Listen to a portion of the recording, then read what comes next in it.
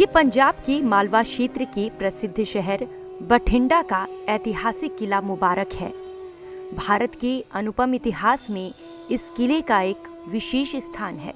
इसका विशाल दरवाजा और इसकी ऊंची दीवारें किले की भव्यता की कहानी कहती हैं। इतिहासकारों के अनुसार बठिंडा का किला राजा डाब ने बनवाया था।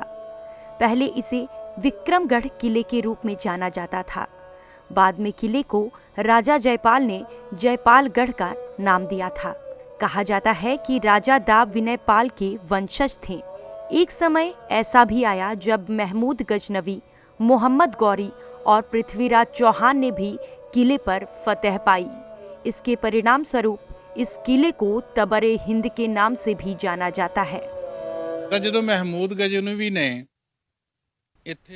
जब हम इतिहास पढ़ते हैं तो पता चलता है कि जब महमूद गजनवी ने शहर पर हमला किया था तो पहला हमला अनंगपाल पर किया गया था।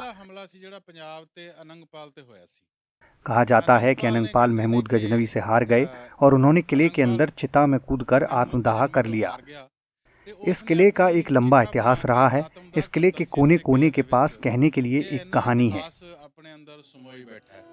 मध्य युग में भट्टीराव राजपूत ने किला मुबारक को फिर से बनाया और किले का नाम भट्टीविंडा रखा। इस तरह शहर का नाम पहले भटिंडा और फिर बठिंडा रखा गया। जब गुरु गोविंद सिंह जी सन 1707 में किले में आए थे तब किले का नाम गोविंदगढ़ किला रखा गया था। इतना ही नहीं, जब दिल्ली की पहली महिला शासक रजिया सुल्तान 1239 में क्षेत्रीय शासक अल्तुनिया के विद्रोह को कुचलने के लिए बठिंडा आई थी तो उन्हें अल्तुनिया ने बठिंडा किले में कैद कर लिया था। वे करीब 2 महीने तक इस किले के रानी की महल क्षेत्र में कैद रहीं।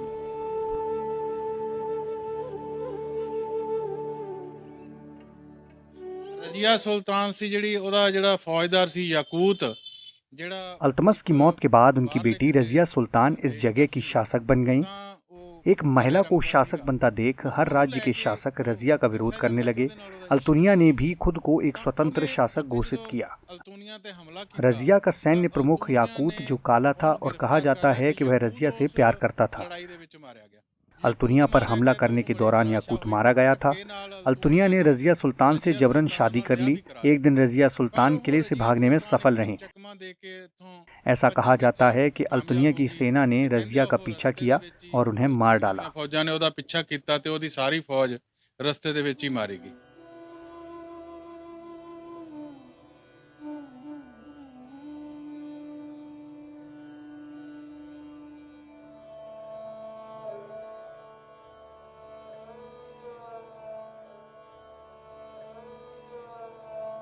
ਤੇ किला मुबारक जो है बठिंडा दी शान है पर अजोके समय दे किला मुबारक बठिंडा का गौरव है, लेकिन आजकल इसकी हालत खराब होती जा रही है। बहुत ही ज्यादा बुरी हुई पई है। भारी बारिश के कारण कुछ जगहों पर इसकी दीवारें गिर गई हैं।